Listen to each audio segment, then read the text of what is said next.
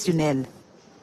Et le Conseil des ministres s'est tenu ce mercredi 21 mai au Palais de la République. Le compte-rendu officiel a été présenté par le ministre porte-parole du gouvernement, Moustapha Ndiaye. On l'écoute. Bonsoir. Le président de la République, son Excellence Bassirou Diomaye Diakhar Faye, a tenu à lancer un appel solennel à l'ensemble des acteurs politiques et des forces vives de la nation pour une participation active et réussie au dialogue national sur le système politique qu'il ouvrira officiellement le 28 mai 2025.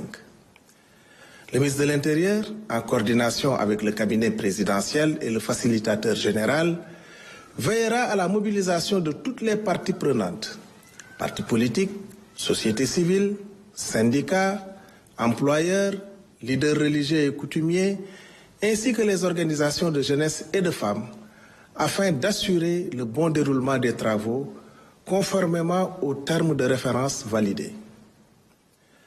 La diaspora sénégalaise, acteur clé de notre développement, sera pleinement associée à cet élan national.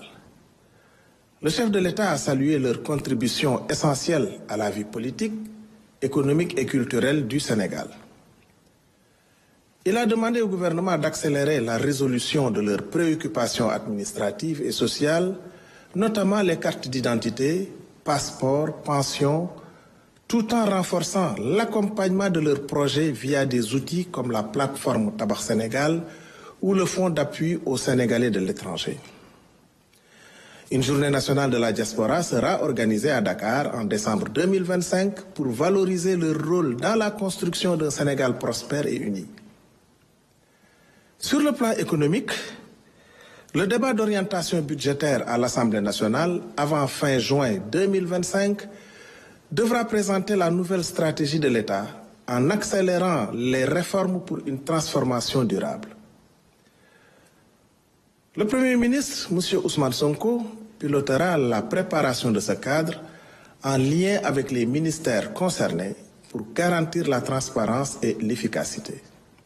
Enfin, le président de la République a insisté sur l'organisation du Forum Invest in Sénégal prévu les 7 et 8 octobre 2025 pour attirer les partenariats win-win et sur la campagne de commercialisation de l'anacarde où le gouvernement devra mobiliser tous les moyens logistiques et sécuritaires tout en soutenant la transformation locale pour relancer cette filière stratégique.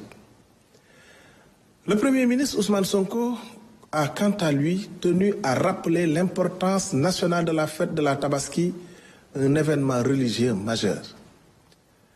Pour garantir son bon déroulement, un conseil interministériel a été organisé avec des mesures concrètes, assouplissement des contrôles pour les camions transportant des moutons, exonération fiscale, renforcement de la sécurité sur les points de vente et autorisation pour les bergers d'accompagner les animaux. Le Premier ministre s'est félicité de la bonne application de ces directives et a demandé aux ministres concernés de veiller à leur respect sur tout le territoire.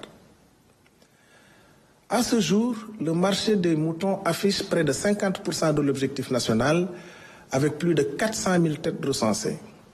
Les points de vente sont bien aménagés et les marchés de l'oignon et de la pomme de terre restent stables. Le gouvernement agit aussi pour la solidarité nationale avec des aides financières destinées à des milliers de ménages vulnérables afin que tous puissent célébrer la Tabaski dans la dignité. Enfin, le Premier ministre a fait le point de sa visite d'amitié et de travail au Burkina Faso, riche d'échanges fructueux avec son homologue burkinabé, le Premier ministre, M. Rim Talba Jean-Emmanuel Ouedraogo, et d'une participation remarquée à l'inauguration du mausolée du président Thomas Sankara, figure politique d'envergure et héros du continent africain. Il remercie chaleureusement le peuple ami et frère du Burkina Faso pour l'accueil qui lui a été réservé. Je vous remercie pour votre aimable attention et vous souhaite une excellente soirée.